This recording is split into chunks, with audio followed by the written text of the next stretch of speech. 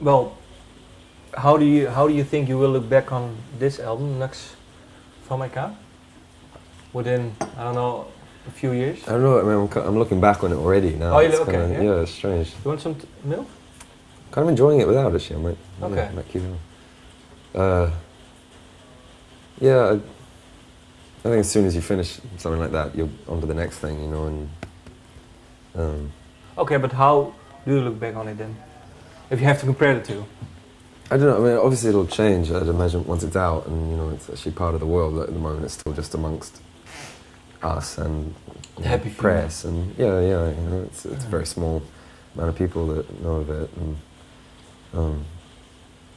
I don't know. I mean, it feels to me like just the next step in that, or kind of the next section of my life. It sounds like those years, you know. It sounds like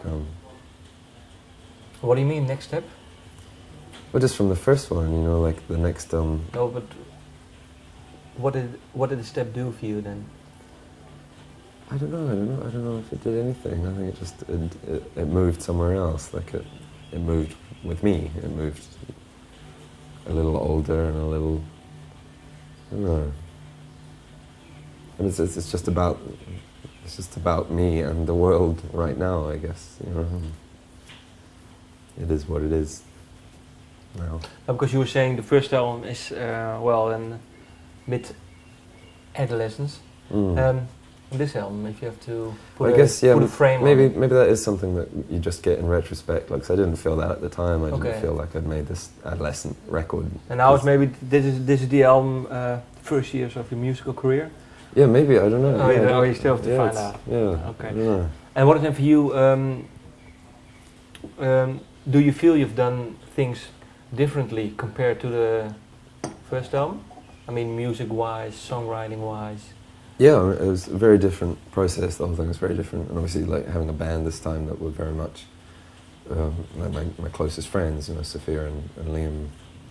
It was a very different kind of working relationship to the first one.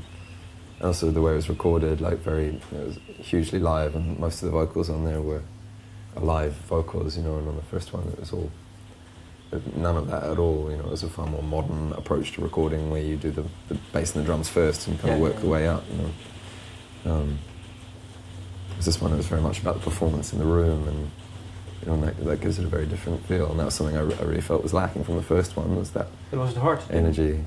Was it hard? Yeah. Parts of the making of it wasn't hard at all, but you know, it's always hard to make anything.